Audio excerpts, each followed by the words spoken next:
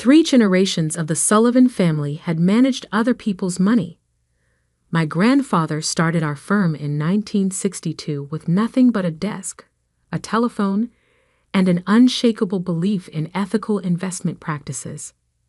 My father expanded it into Sullivan Wealth Management, serving some of Boston's most prestigious families. Then came my brother Michael and me, the twins who were supposed to carry the legacy forward together. Funny how together can mean such different things to different people. My name is Alexandra Sullivan, and until 6 months ago, I was the Chief Investment Officer of Sullivan Wealth Management, responsible for over $800 million in client assets. Now, according to my brother, I'm a disgraced former employee who mismanaged everything. The truth, as our clients are about to discover, is considerably more interesting. Miss Sullivan? My assistant Margaret's voice crackled through the intercom. The forensic accountant's report just arrived. I checked my watch. 7:15 a.m. Another early morning in the office, a habit I'd maintained even after Michael's attempted coup. Send him in. James Patterson from Deloitte had the careful demeanor of someone who'd spent decades uncovering financial fraud. He placed a thick folder on my desk. You were right, Miss Sullivan. The irregularities started exactly 18 months ago. I opened the folder, though I already knew what I'd find. 18 months ago, right when Michael had insisted on modernizing our trading platform. Right when he'd started pushing for more aggressive investment strategies. Show me the money flows, I said. Patterson pulled out a series of charts. It's clever. I'll give him that. Small amounts, carefully distributed through a network of shell companies. Most auditors would miss it. But when you know what to look for. I studied the diagrams, remembering the day I'd first noticed something odd in our trading reports. Michael had dismissed my concerns, calling me paranoid and stuck in the past. Old school due diligence is outdated, Lex, he'd said, using the childhood nickname I'd always hated. Modern wealth management requires modern methods. What he meant, I now knew, was that systematic fraud required systematic concealment. The total amount? I asked Patterson. $47.3 million diverted from client accounts over 18 months. The losses were masked by falsified returns reports. Your brother used the firm's strong reputation to prevent anyone from looking too closely. I nodded, thinking of our father, who died 2 years ago. His last words to us had been about trust, the trust our clients placed in us, the trust we needed to place in each other. Does anyone else know about this yet? Patterson shook his head. Just my team, working under strict confidentiality. Though I should mention, he hesitated, your brother's planning something big. My sources say he's announcing a merger next month. Sullivan Wealth Management is being acquired by Platinum Capital Partners. Of course, Michael needed a way to bury the evidence before anyone noticed. A merger would mean new systems, transferred accounts, conveniently lost records. Thank you, James. Your final report? We'll be ready for the SEC next week. Are you sure you want to do this? He's your brother. I looked at the photo on my desk. Michael and me at our college graduation, his arm around my shoulders, both of us grinning at the camera. 15 years ago, before money and power had revealed who he really was. He stopped being my brother the moment he betrayed our client's trust. After Patterson left, I reviewed the morning's trading reports. Michael had kept me on as a senior advisor, a ceremonial role meant to maintain client confidence during the transition. Little did he know, I'd spent the last 6 months building my case, documenting every irregular transaction, every falsified report. The intercom buzzed again. Miss Sullivan, your brother's here. I quickly tucked the forensic report into my safe. Send him in. Michael strode into my office like he owned it, which, technically, he now did. At 35, we still looked enough alike to give people pause. Same dark hair, same green eyes. But where I'd inherited our father's caution and integrity, Michael had developed a hunger for more. Working early as usual, Lex? You know you don't have to anymore. Your advisory role is more flexible. I smiled blandly. Old habits. What brings you by? The Hamilton Anniversary Gala next week. I want you there.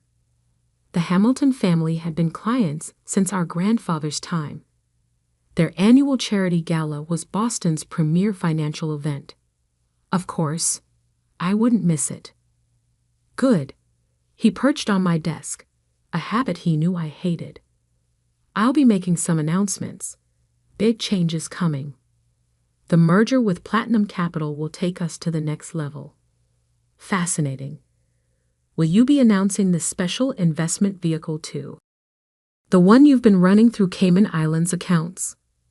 For a split second, Michael's mask slipped. Fear flickered in his eyes before his smooth confidence returned. Still chasing conspiracy theories, sis? This is why you needed to step back.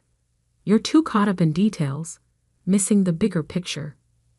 Oh, I see the bigger picture perfectly, Michael. Every decimal point of it. He stood, straightening his custom-made suit. Just be there next week. Smile, support the changes. It's not like you have a choice anymore. After he left, I opened my laptop and checked my encrypted email. The SEC's forensic team had been quietly investigating for months, ever since I'd submitted my detailed report. Their timing would be critical. My phone buzzed. A text from Diana Martinez, my oldest friend and the Hamilton family's private attorney. Meeting today, 2 p.m. Bring everything. I glanced at the safe containing Patterson's report. Michael thought he was consolidating his power. Instead, he was walking into a trap 18 months in the making. The old Sullivan Wealth Management offices occupied a historic brownstone in Boston's financial district. As I walked through the trading floor, I noticed the changes Michael had made. Sleek digital displays showing real-time market data, young traders aggressively working phones, the family portraits replaced by modern art. In the elevator to the parking garage, I ran into Victor Thompson, our head of compliance, or what was left of compliance after Michael's modernization. Ms. Sullivan, he said quietly, I've been meaning to talk to you. Some of these new trading patterns. Not here, Victor. I handed him my card with a new phone number written on the back. Call me tonight. Use this line only. He nodded, understanding, another piece falling into place. Diana's office was in a modern high-rise overlooking the harbor. She greeted me with a hug, then closed her door and activated her white noise generator, a necessary precaution in today's financial world. How solid is your evidence? She asked without preamble. I opened my briefcase and laid out Patterson's preliminary findings. 18 months of systematic fraud. 47 million diverted through shell companies. False returns reported to clients. And a merger plan designed to bury it all. Diana whistled softly. The Hamilton family's exposure? About 12 million. Michael used their accounts heavily because of their long-standing trust in our firm. Elizabeth Hamilton is going to be furious. Diana shook her head. She chairs 3 regulatory committees. If Michael knew, he doesn't. He thinks old money is quiet money. He forgets that quiet doesn't mean powerless. Diana studied me. The gala's next week. Your brother's planning to announce the merger there, along with my retirement. He wants to consolidate control before anyone looks too closely at the books. And the SEC? I allowed myself a small smile. Their audit team is ready. They're just waiting for the right moment. A room full of witnesses, Diana nodded, including the state's financial regulators, all the major players in Boston banking, and the press. Perfect. I gathered my documents. Michael always did have a flair for dramatic announcements. I'm just helping him make it memorable. Back in my office, I reviewed the final pieces of my plan. Michael had spent 18 months building his house of cards, thinking his sister was too naive, too trapped in old-fashioned methods to catch him. He forgot that our grandfather's most important lesson wasn't about making money. It was about protecting it. About maintaining the trust that 3 generations of Sullivans had built. As the sun set over Boston Harbor, I thought about the gala. Now just 7 days away. Michael would have his moment in the spotlight, his big announcement. And I would have mine. The week before the Hamilton Gala passed with excruciating slowness. I maintained my usual routine, arriving early, reviewing reports, meeting with select clients. Michael was too busy preparing for his triumph to notice that each meeting, each document review, was another piece of evidence being carefully preserved and documented. The SEC team is in position, Diana told me over a secure line. They've coordinated with the state regulators. Everything's ready. I was in my office, watching the sun rise over Boston Harbor. The same view our father had loved, though the skyline had changed. And the Hamilton family? Elizabeth knows something's coming. She's arranged the seating chart to put all the key players at the main table. Regulators, banking executives, major clients. Perfect. I checked my watch. The forensic accountant's final report. Delivered to the SEC yesterday. Your brother's going to regret not checking those Cayman accounts more carefully. A soft knock interrupted us. Miss Sullivan? Margaret entered, carrying a garment bag. Your gala dress arrived. I smiled, remembering another lesson from our father. In finance, appearance matters. Thanks, Margaret. Is everything else prepared? She nodded, understanding the real question. For 6 months, she'd helped me gather evidence, coordinate with investigators, and maintain the illusion of compliance with Michael's new regime. All the documents are backed up and secured. External drives delivered to 3 different law firms. After she left, Diana asked quietly, "Are you sure about this?" Once it starts, he stole from our clients, Diana. Used their trust to enrich himself. What would you do if someone stole from your family? The night of the gala arrived clear and cold. The Hamilton estate, a sprawling mansion overlooking the Atlantic, glowed with warmth and old money confidence. Rolls-Royces and Mercedes deposited Boston's financial elite at the entrance. I arrived early, wearing a classic black evening gown that had been my mother's favorite. Michael was already there, commanding attention in the center of the grand ballroom. "Ah, there's my sister," he called out too loudly. "The last of the old guard, aren't you, Lex? But change is good, isn't it? Progress is inevitable." I smiled, accepting a champagne flute from a passing waiter. "Indeed it is, brother." Elizabeth Hamilton approached, elegant in her 70s. Her family had trusted the Sullivans with their wealth for 3 generations. "Alexander dear, so glad you could make it. Though I hear rumors this might be your last gala with the firm." "Changes are coming," Michael interrupted smoothly. "Big announcements tonight. The future of wealth management is evolving." Elizabeth's eyes met mine briefly. She knew. The Hamilton family hadn't maintained their fortune for 2 centuries by being naive about money. The ballroom filled quickly. I recognized faces from regulatory agencies, banking executives, journalists from the financial press. At exactly 8 o'clock, Michael took the stage, radiating confidence. Distinguished guests, valued clients, welcome to the 50th Annual Hamilton Investment Gala. Tonight is about more than celebration. It's about the future. I'm proud to announce that Sullivan Wealth Management is entering a new era. I moved quietly through the crowd, positioning myself near the main exit. Diana stood ready with her laptop, connected to the ballroom's presentation system. Merger with Platinum Capital Partners, creating one of the largest wealth management firms in New England. The crowd murmured appreciatively. Michael was in his element, promising growth, innovation, modernization. Then he turned to me, his smile sharp. And with this transition comes another announcement.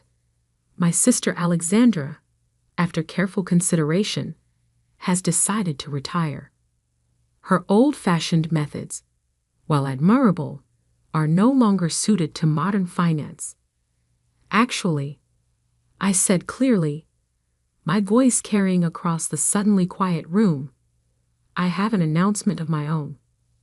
Michael's smile flickered. Lex, this isn't the time. Oh, but it is? I nodded to Diana, who connected her laptop to the display screens. Let's talk about modern finance, brother. Specifically, let's discuss the $47.3 million you've diverted from client accounts over the past 18 months. The screens filled with transaction records, bank transfers, shell company documentation. Michael's face went pale. These are false accusations. Ms. Sullivan, a grave voice interrupted. Harold Winters, head of the SEC's Boston office, stood up. Are these the records you submitted to our office? Yes, sir, along with the forensic accountant's report detailing exactly how my brother used our trading platform to mask unauthorized transfers through a network of Cayman Island accounts. The room erupted in chaos. Elizabeth Hamilton's voice cut through the noise. Michael Sullivan, are you saying you stole from my family? No, I was investing aggressively, pursuing higher returns. Through unlicensed offshore vehicles, another regulator stood, without disclosure or client authorization. I watched as Michael's carefully constructed world crumbled. SEC agents moved to block the exits. Diana distributed copies of the forensic report to key regulators. The federal investigation has been ongoing for months, I announced to the stunned crowd. Every transaction documented, every shell company traced. The evidence has been preserved, despite recent attempts to modernize our record-keeping system. Michael lunged for me, his composure shattered. You planned this. You betrayed your own brother. Security officers grabbed him before he reached me. I stepped closer, keeping my voice low. No, Michael. You betrayed our family's legacy. You betrayed our client's trust. I just exposed it. The next few hours were a blur of statements, documents, and arrests. Michael was led out in handcuffs, still protesting that he'd done nothing wrong. The merger announcement became a very different kind of press story. Later that night, I stood in our father's old office, now mine again by emergency board vote. Elizabeth Hamilton sat across from me, examining account statements. Your father would be proud, she said finally. He always said the true measure of a financial advisor isn't how much money they make, but how well they protect it. Even from family? I asked softly. Especially from family. She stood, straightening her elegant jacket. The Hamilton assets will stay with Sullivan Wealth Management, dear. Under your management only. Over the next few months, the full story emerged. Michael had started small, skimming from larger accounts, masking the losses with falsified returns. Success made him bolder, greedier. The merger was his exit strategy, a way to hide his fraud in the chaos of consolidation. The SEC investigation revealed everything. Michael faced federal charges for securities fraud, money laundering, and criminal conspiracy. Most of the stolen funds were recovered from his offshore accounts. I rebuilt Sullivan Wealth Management on our grandfather's original principles: trust, transparency, and genuine client service. We lost some accounts in the scandal, but gained others who appreciated our commitment to ethical practices. 1 year later, I received a letter from Michael, written from federal prison. "You could have warned me, Lex, given your own brother a chance to make it right." I wrote back one line: "I gave you the same chance you gave our clients." None. These days, Sullivan Wealth Management has a new compliance system. Every transaction is triple-checked, every investment vehicle thoroughly vetted. The Hamilton family still holds their annual gala, though it's a bit more subdued now. My father's portrait hangs in my office, next to our grandfather's original license. Sometimes, late at night, I look at them and remember what this business is really about. Not just managing money, but managing trust. As for Michael, he's serving 15 years in federal prison, plenty of time to think about the true cost of betraying trust. The merger he planned never happened, but a different kind of change did. A return to the principles that built our firm. Last week, a young analyst noticed some unusual trading patterns in a client's account. Instead of dismissing her concerns, I spent 3 hours reviewing the transactions with her. They turned out to be legitimate, but I gave her a bonus anyway. For being diligent, I told her, in this business, trust is everything, and trust requires vigilance. She asked me later if it was hard, exposing my own brother's crimes. I thought about Michael's face at the gala, about our father's last words about trust, about 3 generations of Sullivan integrity. The hardest decisions, I said, are often the clearest ones. Now, when clients visit our offices, they still see the Sullivan name on the door. But underneath, there's a new phrase carved in small, elegant letters: trust, earned and protected since 1962. Because in the end, that's what this story is really about. Not just money, not just family, but the fundamental trust that makes the financial world work. Michael forgot that. I never will. 3 generations of the Sullivan family had managed other people's money. My grandfather started our firm in 1962 with nothing but a desk, a telephone, and an unshakable belief in ethical investment practices. My father expanded it into Sullivan Wealth Management, serving some of Boston's most prestigious families. Then came my brother Michael and me, the twins who were supposed to carry the legacy forward together. Funny how together can mean such different things to different people. My name is Alexandra Sullivan, and until 6 months ago, I was the Chief Investment Officer of Sullivan Wealth Management, responsible for over $800 million in client assets. Now, according to my brother, I'm a disgraced former employee who mismanaged everything.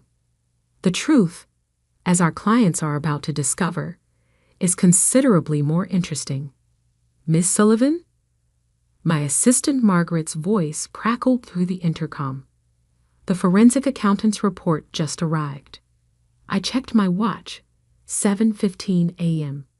Another early morning in the office, a habit I'd maintained even after Michael's attempted coup. Send him in.